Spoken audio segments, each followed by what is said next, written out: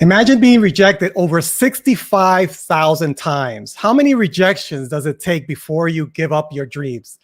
Stay tuned and watch how Shawn Channell from Just Launch shares his success story and how he overcame objections and moved forward with success.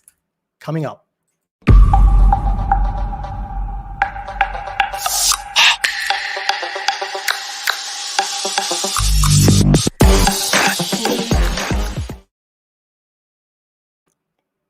Hello, I'm Fernando Sosa, and you're watching Mindset of Steel live show. In this show, we encourage you to crush your limiting beliefs, punch fear in the face, and take massive action in your business and your personal life by focusing on the 80% psychology and 20% strategies. I'm fired up. This is episode number 23 of our weekly live show. And today we have a special guest, Shawn Channell from Just Launch. He's going to share with us some of his tips and strategies and how he overcame the objections and fear and how he built his career from a $12 an hour sales job to six-figure income. We're going to hear all from him coming up in a few moments. Now, before we get started, I just wanted to welcome you again. If you're watching on YouTube, please go ahead and click on the subscribe button and the notification icon so you can be notified when we go live. We go live every Wednesdays at 7 p.m. And we have a special guest every week. Now, one thing that I wanted to share with you is we also have our episodes on Apple Podcasts and Spotify. So if you're listening to us on Apple Podcasts, please go ahead and leave us a review and let us know how we're doing. If you're listening to us on other podcast platform, just hop on and send us a message over here on our social media accounts. I appreciate that. If you are watching on the replay, thanks for being here as well. Go ahead and share this with a friend, family, colleague, and so they can also take advantage of the valuable information that we share on this weekly show. One thing, we also finished off our relationship challenge. We have a relationship challenge last week. Today, the videos are coming down. So you still have time today, midnight. If you want to catch the replays, go to mindsetofsteel.com/relationship and you can catch the replays. After today, they're coming down. So you have a chance to check out the 5 days of lives that we have with relationship experts, psychotherapists, mental health counselors, relationship experts. Tons of value. It was a great success. So check that out, mindsetofsteel.com/relationship. So before I introduce, what is this? This is February 17, right? So, this year is already going, month number 2 is already gone almost. And, we just passed the milestone, Valentine's Day. And, what's the next holiday, major holiday? I got St. Patrick's Day. Time flies. And I think that by this time is when most New Year's resolutions go kaput. I hope this is not you, because we are crushing our limiting beliefs and we don't want to fall in that trap of broken resolutions. So without further ado, I just want to go ahead and welcome. I'm very excited to have Shawn here. I saw a lot of his content, and I think we have a lot in common, and some questions that I want to ask him. And if you have any questions, I just want to encourage you to put your questions in the comment below. Just type them in the comments below, and I'm looking at the comments in the back end, and we'll ask Shawn to respond to any comments that come up. I appreciate your feedback. Give us a thumbs up if you're enjoying the content. And without further ado, let me just go ahead and introduce Shawn. And now, Shawn Channell is he's CEO of Just Launch Training and Consulting. He has been coaching and developing salespeople and leaders for over 15 years. And he helps companies grow their revenues by scaling out their sales organizations. So let me go ahead and welcome Shawn. Shawn, welcome. Fernando, thank you very much. Glad to be here. Thank you for being here, Shawn. Now, Shawn, what part of where are you joining us from? What part of the world? Just outside of Seattle, Washington. Okay, so what time zone are you in? That's Pacific. Pacific. So you're 3 hours. Okay. So over here, I'm on the East Coast. And I don't know about you, but we have tons of snow and ice melting. And I think we're going to have another snowstorm coming up. So we're digging ourselves out. But I hear a lot of stuff happening across the country with the power outages and a whole bunch of things happening. How's on your end? I think you're all just wet, right? It's just wet. We are. We actually just got out of a major snowstorm for us. We had about 12 inches over the weekend. So over here, that's pretty unheard of. But we got through it, and then it started raining. So most of it's gone now. Okay. Well, rolling with it. So Shawn, I'm very excited to have you here. I wanted to ask you, from what I've learned about you, just doing my little bit of research, you have many years in experience in sales. You've done everything from car sales to real estate sales, door-to-door sales back in your college days, right? So basically, you've been rejected many, many times. Right? Yeah. I put out the number there, over 65 or 65,000. Is that real? Is that true? That's not including my dating life. So yeah, it's easily above 65,000. Now, how do you, I don't know if that, I never counted, but how do you not give up after a certain amount? Like what motivated you back then? And what keeps you going now to just continue? How does that not stop you from moving forward? I don't know if it's just pure ignorance or stubbornness. I'm not quite sure. I got into sales really young. And when I got into sales at 19 years old, it was really not about sales, but it was about being in business. And I grew up in a small town. There wasn't a lot of business opportunities. So I got into real estate. And, at 19 years old, you don't know much about real estate. You don't know anything about real estate. I was living with my parents. But it was business to me. And so because I was so driven to be successful, at 19 with no education, no experience, that was the only avenue that I saw as leading into business was sales. So I think the factor that the drive to be successful is what kept me going. But there was also a lot of learning. I mean, I did real estate for 2 years. I sold a few houses, so you get a little bit of that, carrot every once in a while. Then I went to car sales, and that was a failure on my part. I then went to college, and for whatever reason, after I graduated with my degree, I went back into car sales. And I did a little bit better, but still got hammered for the most part, and ended up doing door-to-door sales. And I did door-to-door sales for just over 2.5 years. Our goal was to talk to 100 people every single day, knowing that 90 of them would tell you no. And so if you go, 6 days a week, 90 no's a day, 2.5 years, it ends up about 67,000 no's approximately. But a lot of that was just the mindset around it. When you're getting 90 no's a day, you get pretty comfortable with rejection pretty quickly. And these are face-to-face no's. It's not like on the phone call, cold calling, right? Yeah, it's interesting because, I hadn't done a lot of prospecting in either of my previous sales jobs. In real estate, it's a lot of referrals and networking. People either buy a house or they don't. You don't really talk them into it. With car sales, people came on the lot, and they certainly told you no, and they walked away, but they usually give you some kind of reason.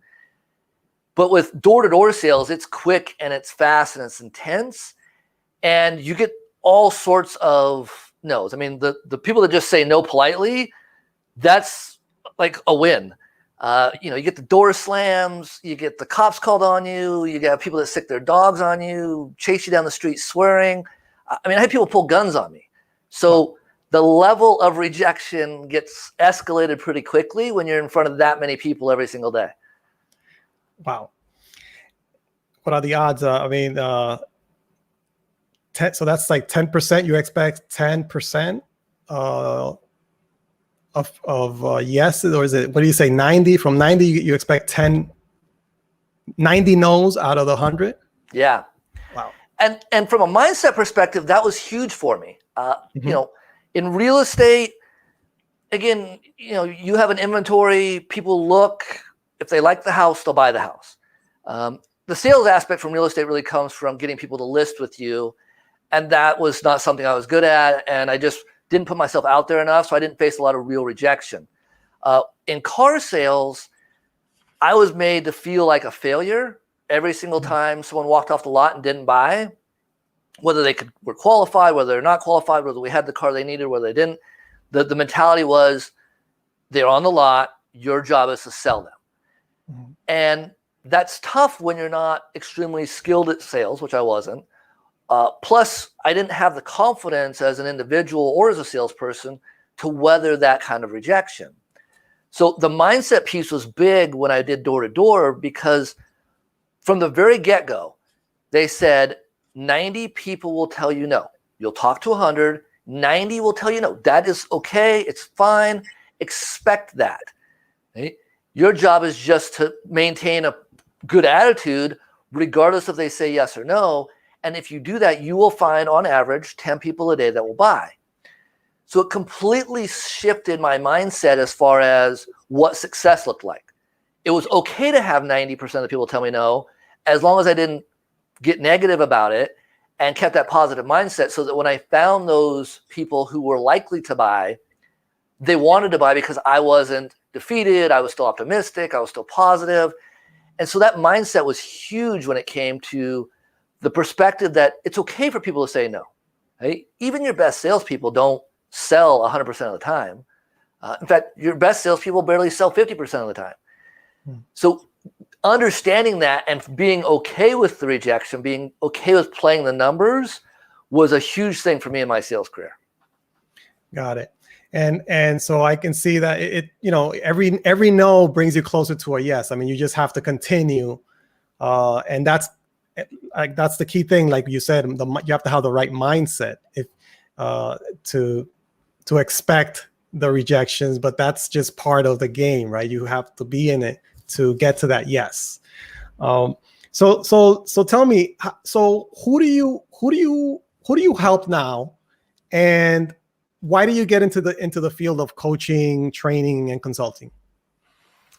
So now I help. There's from an individual salesperson perspective, I'm helping mostly brand new salespeople. The reality is that, you know, roughly 40 to 50% of college graduates go into sales for their first job, and most of them don't have any background when it comes to sales. Only 27% of college graduates go into their field of study. So what happens is all of these young people end up graduating, and much like I did, they end up in the sales arena with no one to help coach them or guide them. So I focus a lot on recent college graduates, those young salespeople who are out there getting their first, you know, sales experience and that first sales job. I also work with a lot of companies that are looking to add their sales organizations. So help them hire, train, develop, and we're talking everything from interview questions to building out their sales process, implementing their CRM system, and help them set themselves up for growth by adding a sales organization to their business. I see. And so one of the things that I've learned over the years is that one of the key things about sales is that you have to establish relationships. It's about relationships. Can you tell me something about that aspect of relationship in terms of how you train people and in terms of selling? Yeah, in fact, that was one of the harder things for me as a young salesperson is, you know, you hear a lot of people say, build relationships. And I went through a lot of sales training as a young salesperson. A lot of that sales training is put together by people who were good at sales from the get-go. And so when they say things like build relationships, that's something that comes naturally to them. With our strategic communication training program, we actually give you questions to ask. Right? So I walk into every conversation from a sales perspective, having done a little bit of research and having a little bit of understanding of who that person is, maybe what some of their interests are, their career path, maybe where they've lived, just based off of, LinkedIn and certain avenues that we can get to understand and know people. But I go in and with the purpose of asking questions about them, so they want to share their story. And if I can get you to share your story, then we start talking from a business perspective. Odds are that conversation will come pretty easily because we've already established a personal foundation. Right? But your question is great because it is one of those things that people just say, build relationships. And I had to build a question set. Like, what am I going to ask this person? And to this day, I still use a lot of those same questions in uncovering someone's story when I'm working with them for the first time. Yeah, that's one of the things that I see often is that when somebody gets into sales, they think about just a transaction, and not the person, not the relationship aspect of it.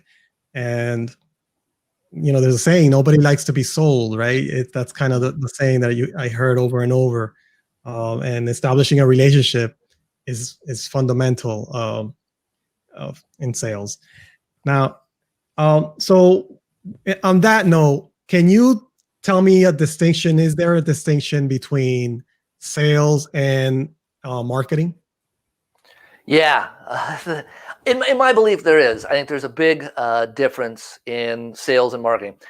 Marketing is really designed to reach the masses, and so your message becomes pretty generic. If you think about, for example, your cell phone carrier, you have T-Mobile and AT&T and Sprint. All of those companies are positioning themselves as the number one carrier out there. You have to really look and deep dive into the fine print. Well, as a customer, when everyone's telling me I'm I'm best, I'm number one, it's really hard for me to understand who is. So the difference is marketing will bring people to your door, but sales is understanding what their goals and their wants and their needs are, what their challenges are, where they want to go, and then customizing your message, how you communicate with them to meet their needs. And that's the difference between marketing. Marketing is very mass. It's for the high level. As a salesperson, my job is to take that individual, get to know them, get to understand them, and then show my value, my product's value, my company's value on that individual and personalized level. Okay. And so what are your thoughts on people that think all salespeople are evil? Well, and why do you think they would say that? Well, I think there's a lot of examples of that. And, obviously there's media portrayals of the salesperson out there. And I think historically there was a certain type of individual, and I think those people still exist today, but historically I think certain individuals went into sales. And I think there's this misconception that as a salesperson, I'm only out for me. And there's probably some truth to that originally, but today things have become so commoditized. There's such our products and services are so similar amongst each other. At the end of the day, all that really matters is how you and I can connect. How can I service you as an individual? And if that's not my mindset, it's pretty easy for you as a customer to go buy somewhere else. And so I think that mentality in the industry has kind of shifted. And I'm hoping that more and more people are understanding that if I don't put you first, if I don't make this transaction, if this experience about you and your needs and your wants, then it's really easy for you to find someone who will. And so I think that the industry itself has shifted more in that direction, and hopefully will continue to shift more in that direction. But that legacy is going to be a hard one to die off. What do you think in terms of people that are not necessarily in a sales position, they're not in a sales position, but do you think that they're still selling? And even if they're not in business, are we selling even if we're not in business? Does the selling apply to everybody? Absolutely. In fact, we're working right now on creating an online course that's a spinoff of our strategic communication sales course, but designed for just communication skills in everyday life. And if you think about it, this morning, I'm homeschooling our 8-year-old. And the first thing that he says to me after breakfast, as we're getting ready to transition from morning routine to schoolwork, is, I don't want to do my schoolwork. Now, I can force him. We can fight. I can ground him. We can do all sorts of things.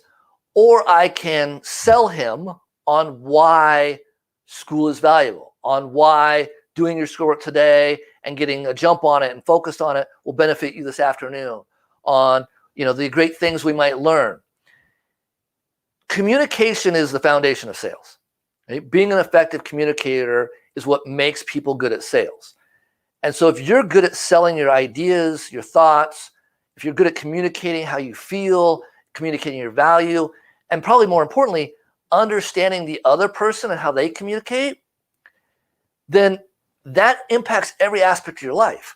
Whether you're in sales or not, it impacts your relationships, your parenting, your ability to grow within your career, work with colleagues and coworkers, sell yourself for a promotion or a raise. So I think sales is in every aspect of life. I totally agree. And that's why I asked that question, because somebody might hop on and see that, oh, they're talking about sales. I'm not in sales. I'm out. Right. But hi, Kaylin. Thanks for being here.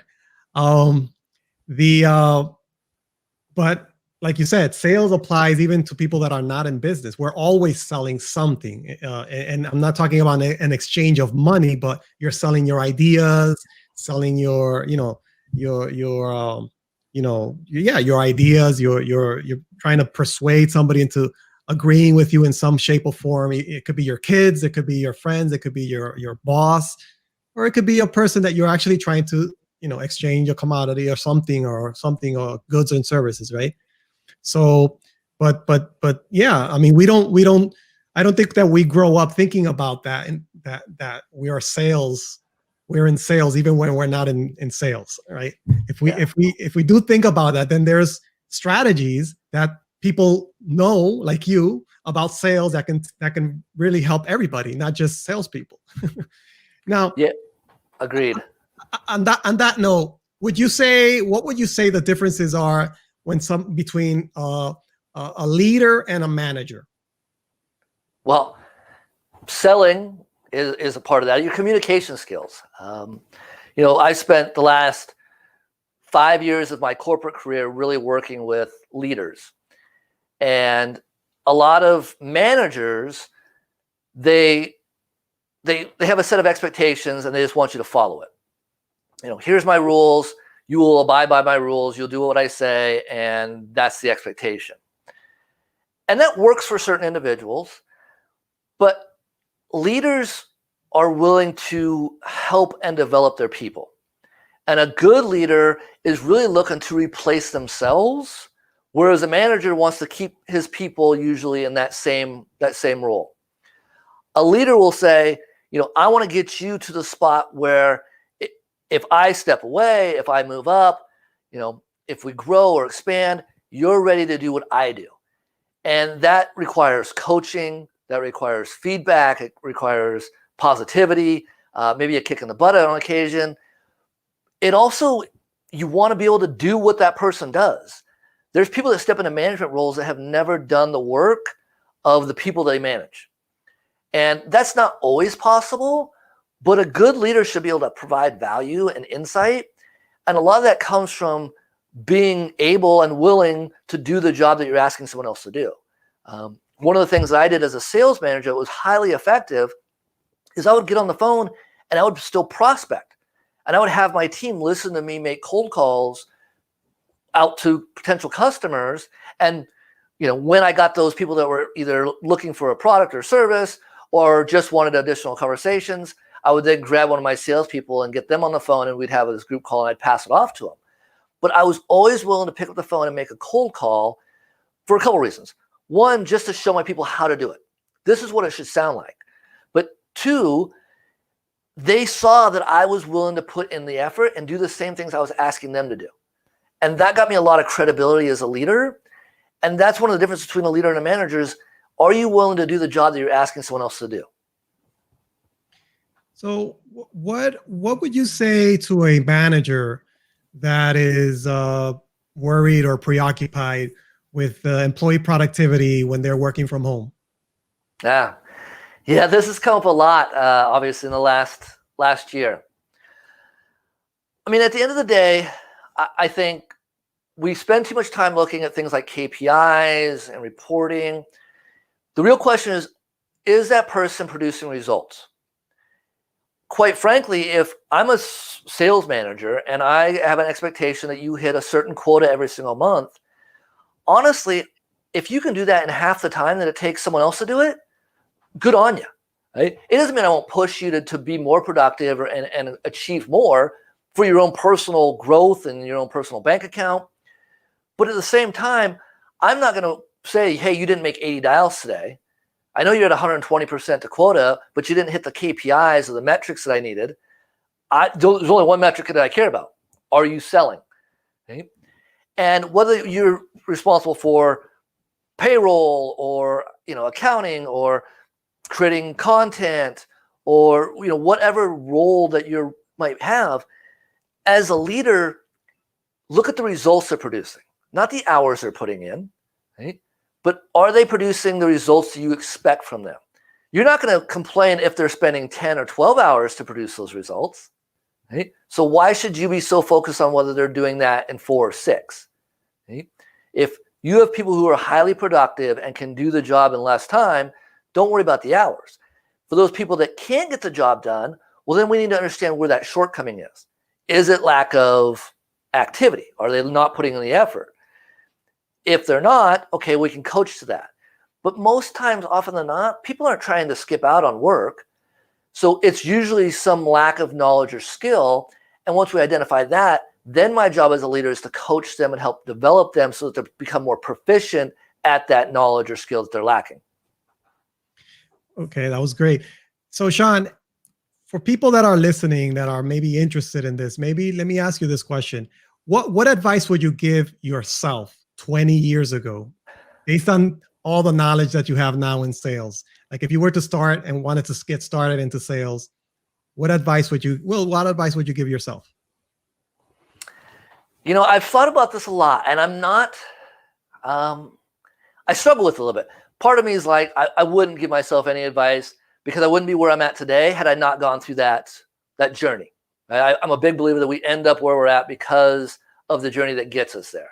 So I like where I'm at today. I'm not sure I'd want to change that. However, one of the things that I really wish I had more of as a young person was self-confidence. And I think that would have impacted me, professionally, leaps and bounds, but also in my personal life, right? I joked earlier about the rejection I got from dating, and there was a lot of it. And most of that came from my own lack of self-esteem. So, I would just talk to them about, everyone is on their own path. Everyone's on their own journey. You don't have to compare yourself to those around you, right? And more likely than not, just because someone around you looks like they have their stuff together, just because they look like they're confident, doesn't necessarily mean they are. I think we all fight our own demons. We're all on our own path. And so we should just become comfortable with the idea that there's no really arriving. This idea that, we hit 18, 19, 20 and we're grown up, to me, that's the wrong message that we're sending to our young people. I'm not grown up yet, because if I was grown, that would mean I would stop growing. And for me, I have a lot of growth. I mean, I've spent a lot of time this last year growing as a person, as a professional, as a business person, as a salesperson. I don't want to stop growing. And so just become comfortable in that process, I think allows me to be comfortable with who I am. And that's really probably the only thing I'd want to share with my 20-year younger self. That's great advice. And do you see that a newbie or somebody that wants to, like you mentioned earlier, that a lot of people get out of school and they get into sales, but they didn't really study for that, but they get into sales. Do you think that their mindset is maybe overly optimistic, that they can just jump into it without even getting any formal training or any training at all? Yeah, yes. So I spent roughly 8 years as a sales manager, and I worked almost exclusively with brand new salespeople. And so you see really both ends of that spectrum when people first come out into the sales arena. You have the people who are extremely optimistic and believe that they're just going to get on the phone and crush it. And then you have the people who are terrified. Right? There's not a lot of that in between initially. And it's pretty interesting to watch. You know, the people that are really scared typically find out that it's not as bad as they thought it was. They built it up a lot in their head, and it's, you know, a little bit less terrifying than they initially thought. Those people who really think they're going to crush it, obviously some of them do. Some of them just are natural salespeople, but more often than not, they end up, you know, eating a lot of no's, and all of a sudden their confidence level just goes out the door. And honestly, sometimes that's the hardest group to pull back, because they came in at such a high level, and then reality sinks in. It's hard to build them back up because they've lost so much. Yeah. All right. Well, that's awesome. So Shawn, tell me, how can people get in touch with you and learn more about you? I got your website here. This is your website. Yep, that is my website. They can reach out via the website. They can. We're on Facebook. We're on LinkedIn. You can either Shawn Channell or Just Launch. Both there. We're on Instagram, Twitter. They can actually email me at shawn.channel@outlook.com and connect with me there. Okay, that's awesome. Well, Shawn, thank you very much. That's all the time we have right now, but I appreciate you being here and sharing your journey and just talking about sales in general, because I think there's an important topic. And like I said, a lot of people might think negatively about sales, but it's really a people thing. So it depends. There's negative of everything. There's negative doctors, there's negative lawyers, and so sales, you know, it's a people. You might find some people that are not doing it correctly because they lack the knowledge and experience that you're trying to help everybody have, and that this applies to everybody. It's not just in business. Sales is a people skill. It's a soft skill that you learn that applies in anything in life. So thank you again for being here. If you're watching, watch the replay. If you hopped on late, watch it again. Check out Shawn's website and his content. He also, I believe you have a podcast as well, right, Shawn? I do, yeah, called Just Launch. Yeah, Just Launch. Okay, so this has been episode number 23 of Mindset of Steel live show. I appreciate you for being here. Don't forget to subscribe and connect with us on social media, and we'll see you on the next episode. Thank you, Shawn. Good night. Thank you, Fernando.